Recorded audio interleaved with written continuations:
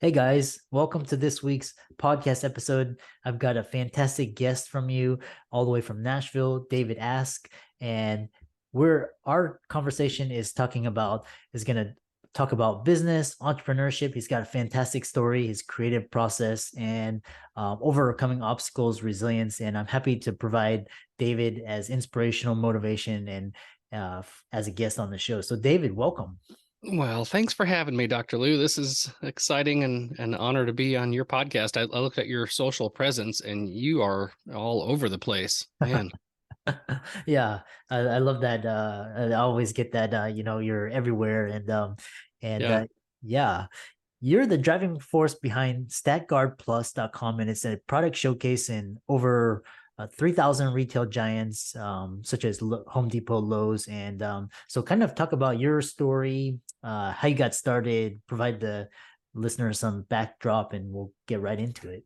Man, I tell you what, I love to share this and for so many reasons. I'm a 49-year-old, father of two. My wife Lisa and I, like you said, live outside of Nashville, and I grew up in a little town in Minnesota called Glenwood. It's just a wonderful place to grow up. And there were so many people that I was surrounded with who, ran small businesses and some large businesses and things like that. And, you know, I I just always was, kind of gravitated to, the entrepreneurs. Every time I would see somebody, even when I was really young, selling something or doing something that just seemed kind of outside the normal 8 to 5, type career, I was so intrigued by their personalities and just kind of what made those people tick. In fact, Dr. Lou, I heard this just recently that only, I think it's between 3 and 5% of the population is actually an entrepreneurial kind of a person. There are a lot of people who kind of start businesses and things, but when they actually dial in that definition of an entrepreneur, it's a really small number. Uh, And so what's really funny is I had no idea what I wanted to do.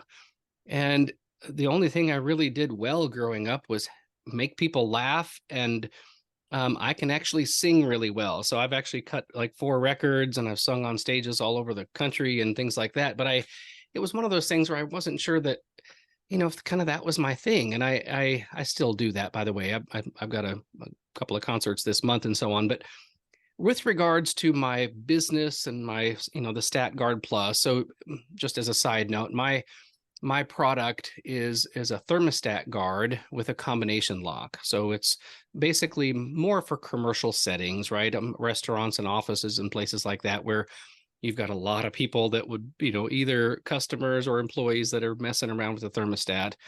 But mine solves the problem of the lost key. So I'm the first and original thermostat guard in the world with a combination lock. mhm.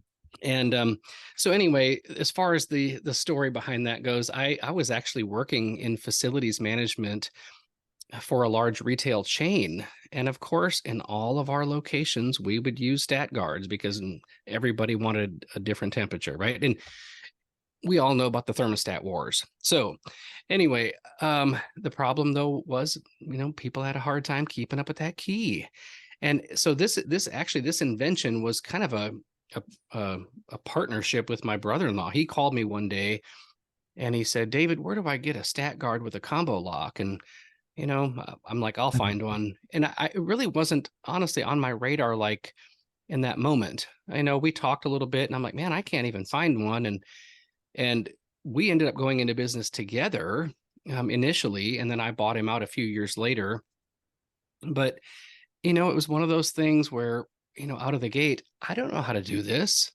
Thus the word entrepreneur, right? You're busting new ground every day. Just, okay, here's a problem, here's an obstacle. I'm either going to climb over it, around it, through it, and we're going to figure it out. And so anyway, that's kind of the genesis of it. And of course, here we are 10 years later, and I'm in 3,000 retail stores, and we sell in various outlets online, things like that. And I love product development. I just love the process of starting with nothing, starting with an idea and then bringing something to the market that solves people's problems. So Yeah.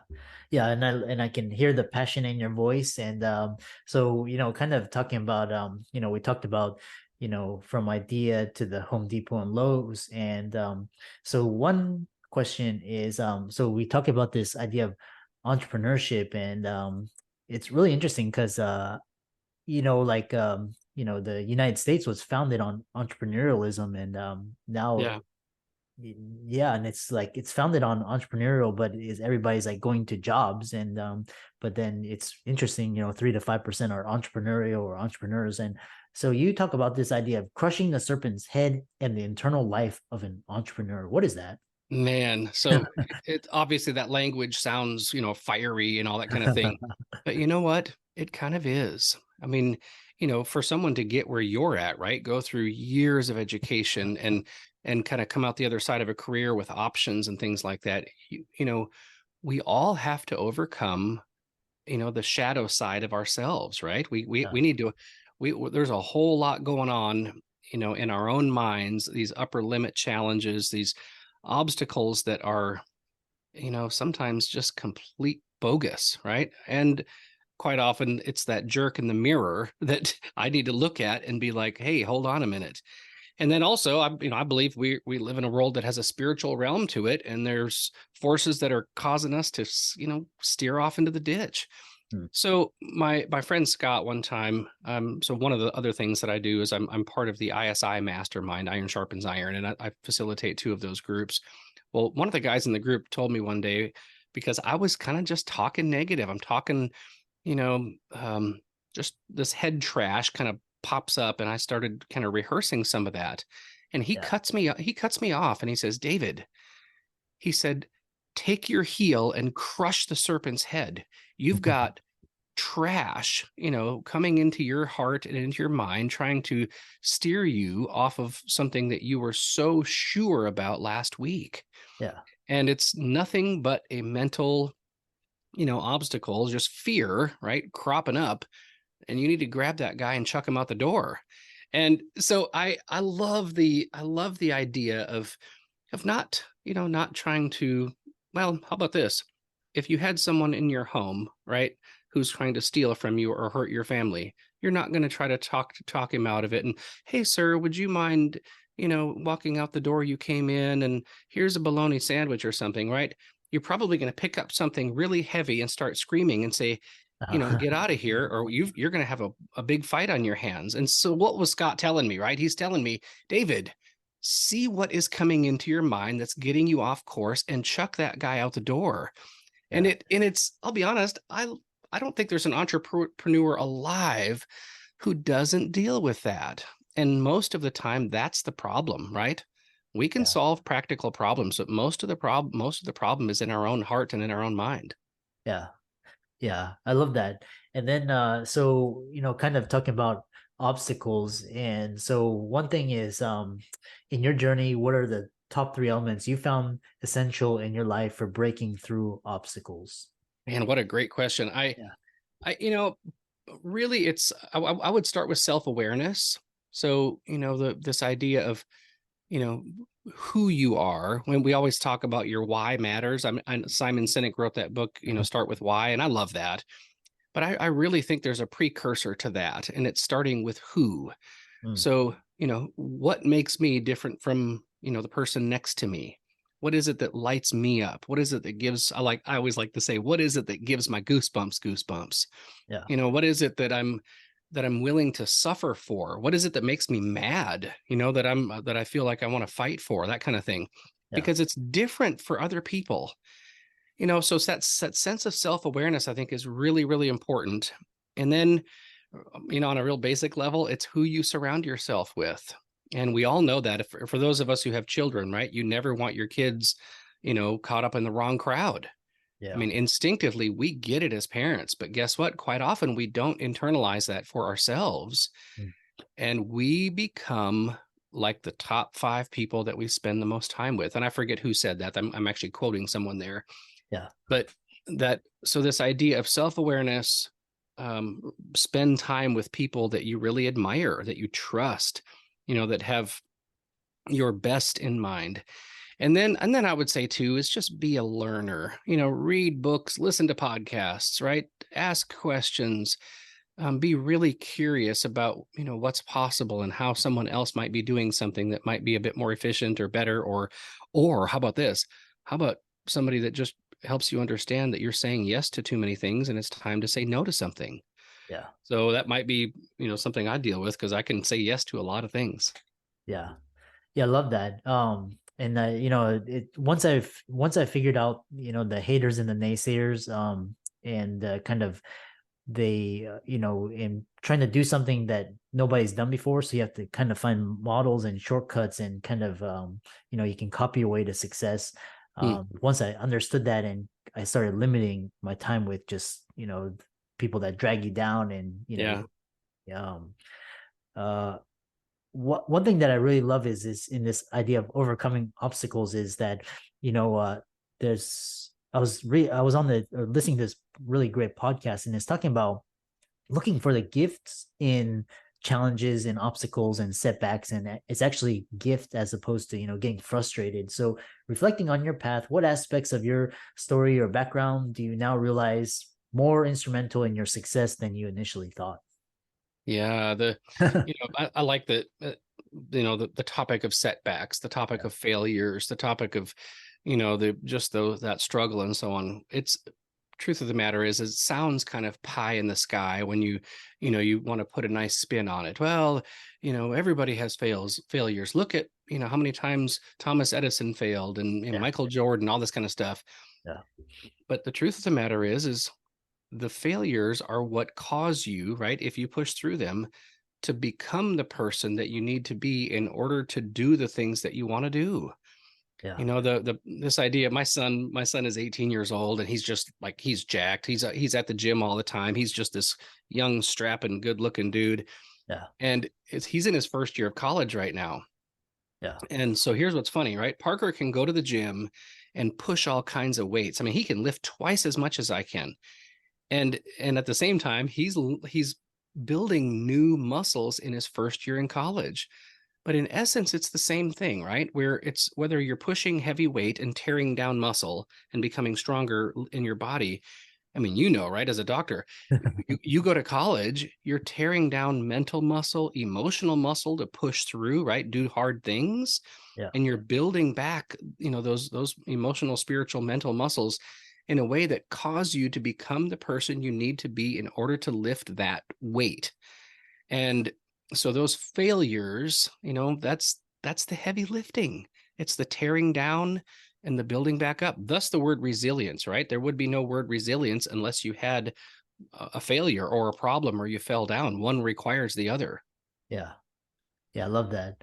And just reflecting on the journey, and I know it's kind of cliche, but they always say, the joy lies in the journey. And it's really interesting. Like, you have peak experiences, but those last only, like, they could last for a day or a week, whatever. But Yeah. it's like, and we'll do more to avoid pain than to go for pleasure. And so, like, these experiences, they is what they call that, trial by fire, or, kind of Mm, sharpening the sword or yeah. sharpening the iron. Yeah. Which, and we're more apt to learn from failure as opposed to success. So, um, Yeah. Yeah. Yeah. yeah. Mm. So one thing is, talking about this, so basically, we've talked about this. One thing that's interesting is this creative process. And I've always, entrepreneurs, creatives, artists, we're all creative. So with your history of creating successful products, and could you share what motivates and fuels your continuous innovation and product development? Yeah. So, it's funny. So I'll just be honest about this, right? When I went through COVID in my business, just like millions of others, right? We just about went under.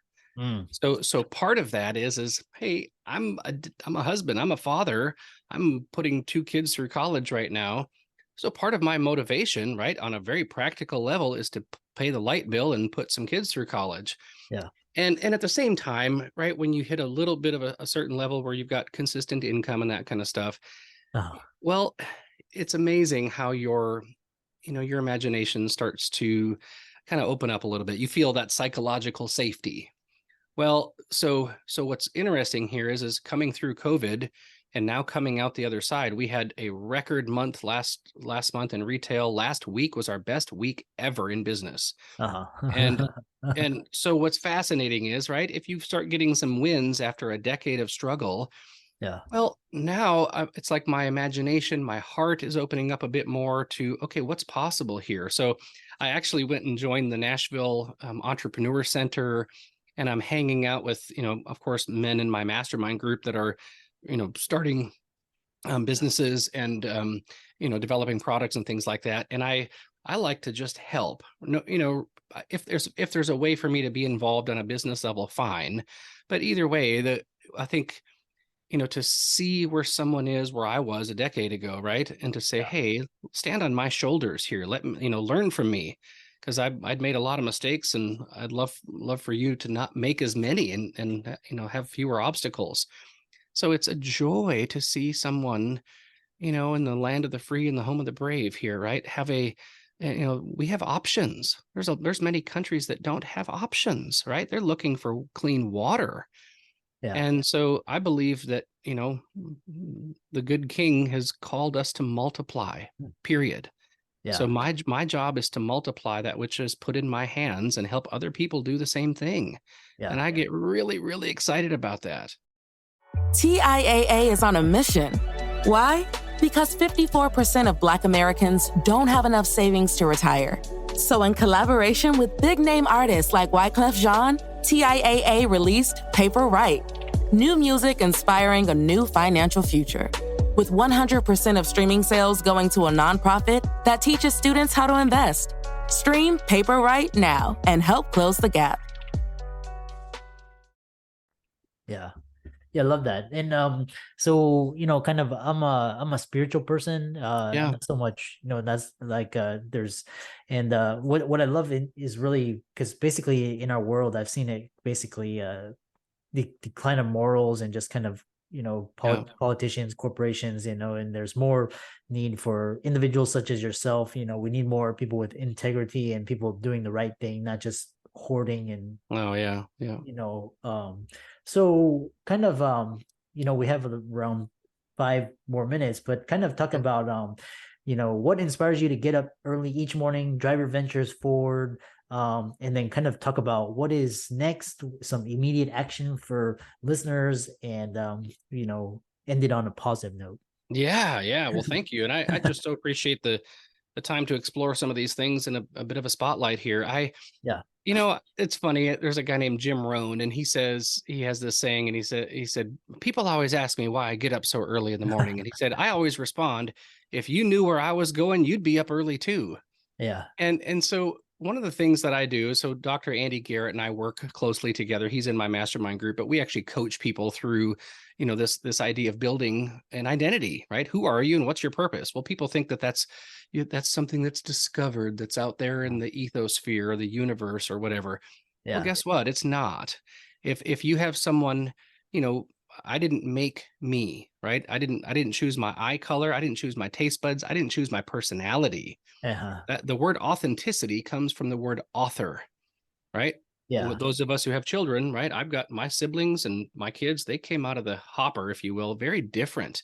And Yeah. young children are not thinking about being authentic. They're just doing their deal. So Yeah. what we do is we help people understand this idea of who are you, right? Authenticity. And when you start identifying that with the English language here, right? Writing those things down by answering really powerful questions, Yeah. well, that's your identity.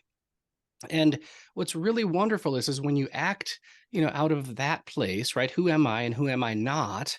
And you give people permission around you to do that same beautiful, courageous thing. Yeah. It's so wonderful how your world starts to expand. The sense of generousness and psychological safety around you starts to expand. Everything from I have an idea on a product or a song or a book or whatever that is that we're creating, right? We're all creators. It's amazing how, for me personally, right? You asked me what gets me out of bed in the morning. Yeah. I love to walk alongside people validating. By the way, Dr. Lou, my favorite quote is by Benjamin Disraeli. He's the former PM of England back in the 1800s, but the quote is the greatest good you can do for another is not to share with him your riches, but to reveal to him his own. Oh, And I just love this idea, whether it's, my children or my wife or my friends or whoever I come in contact with. If I see something great in somebody, yeah, say something, right? Validate that, point it out, spotlight it. yeah, So whether it's product development or songwriting or whatever somebody's doing, I love to spotlight that truest, not just the true things, but the truest things about someone that are really, really great. And the rest of life is a bit of a context for me to do those things. That's what really fires me up in the morning. So I know yeah. that's a bit maybe philosophical and deep, but that's how I roll. So Yeah, I love that. And we need, especially end of the year, kind of contemplating what, where we've been moving forward into 2024. We need yeah. inspiration. So, how can people contact you, check out your website, your work, follow you, Sure. etc.? Yeah. So, again, I would, I'm putting my kids through college, that kind of thing, right? So my StatGuard, if you visit StatGuardPlus, StatGuardPlus.com, we're in stores and online and so on. We're the first and original. And then also my website is davidask.com. And if you want to email me, it's hello@davidask.com. Yeah. Yeah. And for all the audience out there, I love talking to inspirational entrepreneurs, especially at the end of the year, get me motivated for next year. And all of David's resources will be in the links and show notes. Be sure to check all of them out. Give him a like, follow. And with that, thanks so much for coming onto the podcast. Hey, thanks for having me.